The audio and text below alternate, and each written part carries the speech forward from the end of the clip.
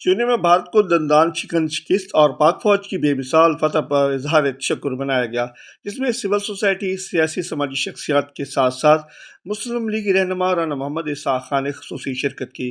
ہر پاکستانی آج اس میں بڑھ چڑھ کے حصہ لے رہا ہے اور ہمیں بڑا فخر ہے اپنی پاک فوج پر، ان کے افسروں پر، ان کے جوانوں پر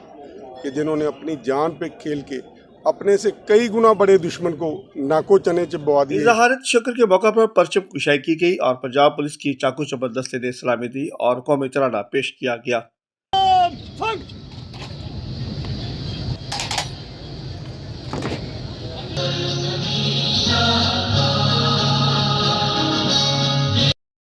شہریوں کی جانب سے پاک فوج سے اظہار یکجہتی کرتے ہوئے فلک شگاف نعرے لگائے،